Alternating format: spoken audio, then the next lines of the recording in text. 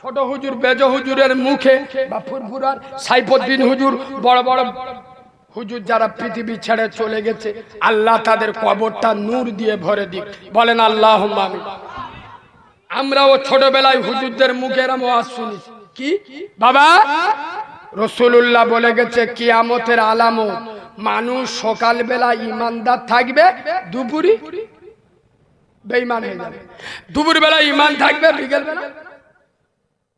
আমি এখন মনে মনে করি হুজুর দুপুর বিকেল তো অনেক দূর, চার দোকানে 5 মিনিটে ইমান ফেলতে যাবে। এ ঠিক বলছি না ভুল বলছি? সেই জামানা আসবে না, এসে গেছে। কথা বলে না, চলছে চলছে। সব থেকে ভয়ঙ্কর মুনাফিক। এই বাবু, আমি বলে যাচ্ছি, আজকের একা আছেন, কালকের 100 জন হবে। মুনাফিক নিয়ে চলবেন না, আর মুনাফিকি করবেন না। খোদার কসম, ঈমানি পাওয়ার তৈরি করো।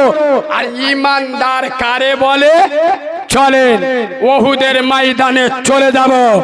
উহুদে রাসূলুল্লাহর নবুয়তের মাথা ফেটে গেল, রাসূলুল্লাহর নবুয়তের রক্ত ঝরলো। খোদার কসম, এক যুবক সবেমাত্র বিয়ে করেছে, সুবহানাল্লাহ বলো। বাসর রাত চলছে, ওদিক থেকে আওয়াজ আসছে, কে যেন বলছে রসুলের শহীদ হয়ে গেছে। হায় হায়, এই কথাটা যখন হযরতে হানজালার কানে পড়েছে, হানজালা বিবিকে বলছে আমি আর এখানে থাকতে পারি না। খোদার কসম, হযরত হানজালার স্ত্রী, স্বামী ভালো হলে স্ত্রী ভালো হবে না? হবে না? কথা বলে না?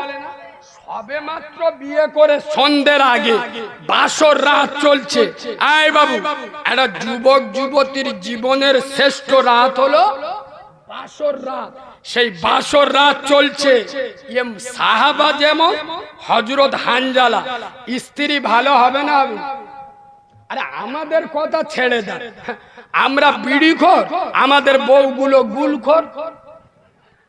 হ্যাঁ না, আমরা সকাল হলে গুরুক তামাক মাছ দিছি, আমাদের বউগুলো খৈনি মধ্যে। আরে হ্যাঁ না না, স্বামী যেরাম স্ত্রী সেরাম। খোদার কসম, হযরতে হানজালার স্ত্রী বাসর রাতে স্বামীর জামা ধরে আটকায়নি, তার মায়ার জালে এটকে রাখেনি। স্ত্রী বলছেন, হে হানজালা চলে যাও, কোরআনের প্রেমে, আল্লাহর প্রেমে, রসুলের প্রেমে, ইসলামের প্রেমে। হানজালা চলে যাও, আমি তোমার স্ত্রী।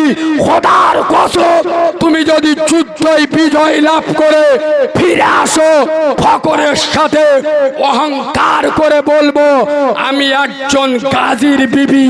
আর যদি শহীদ হয়ে যাও, আমি অহংকার করে বলবো আমি শহীদের বিবি।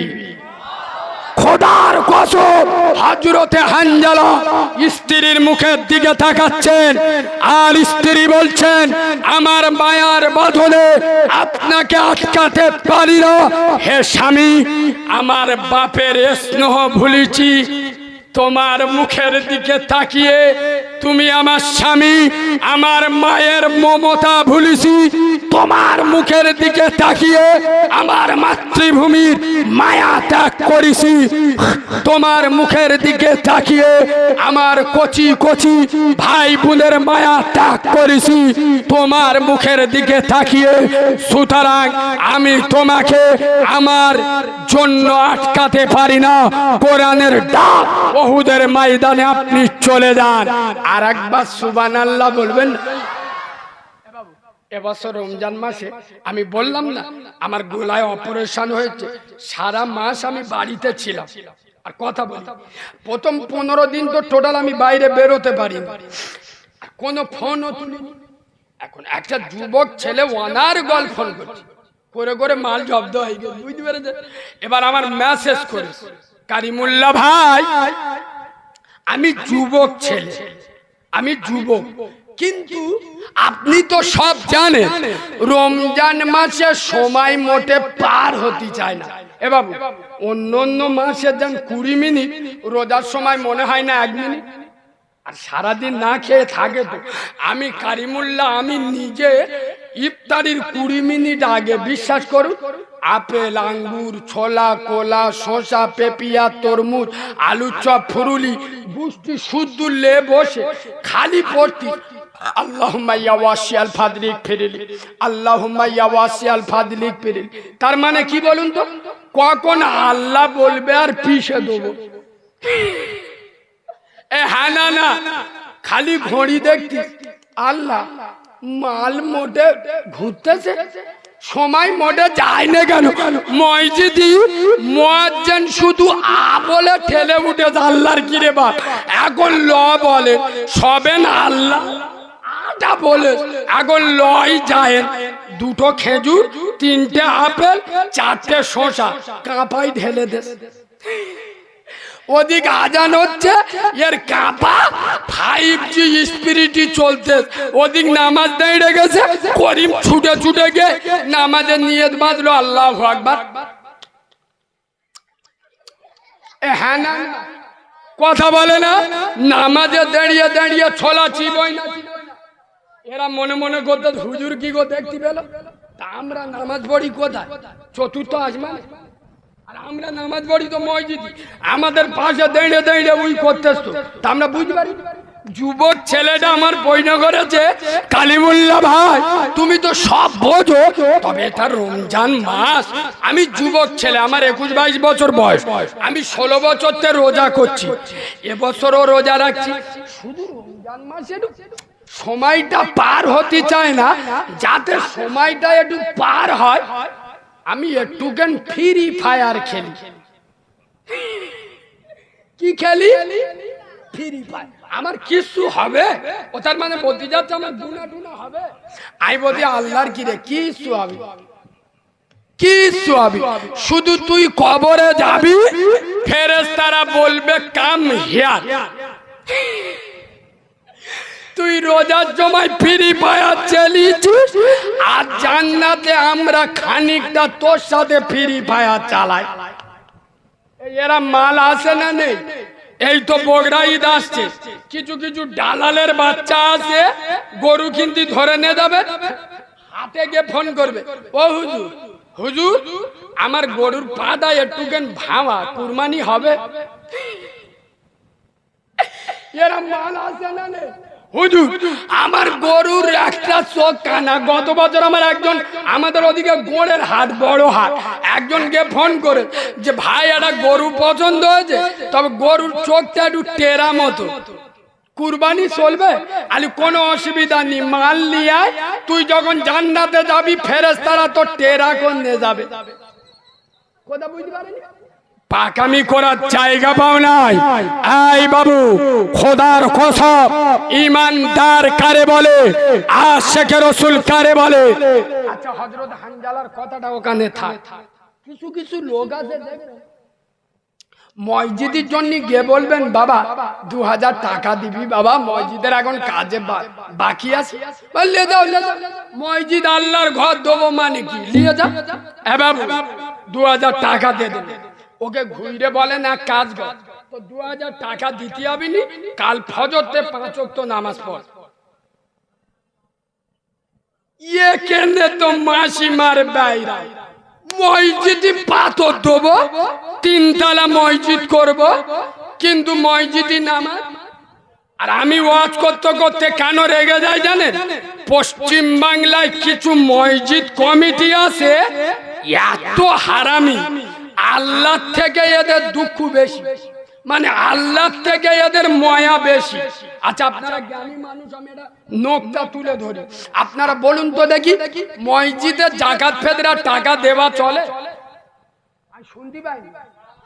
আরে মসজিদে জাকাত ফেতরা টাকা চলে? চলেন। কেন? আল্লাহ পবিত্র, তার ঘর পবিত্র, তাহলে মসজিদে জাকাত ফেতরা টাকা, জোরে বলুন, টাকা চলে না। এই কুমার জলের মুসলমানের বাচ্চারা জবাব চাই, জবাব দাও। মসজিদে যদি যাকাত ফেদরার টাকা না চলে, সুদ করে টাকা কি করে চলে? এই কথা বলি তো আমি খারাপ? এই মসজিদে যদি যাকাত ফেদরার টাকা না চলে, বাম্মার ভাত দেয় না, ওর টাকা মসজিদে কি করে? ওই জন্য আমি মসজিদ কমিটিকে বলি, আপনারা আল্লাহর ঘরের কমিটি, সাবধান হয়ে যান।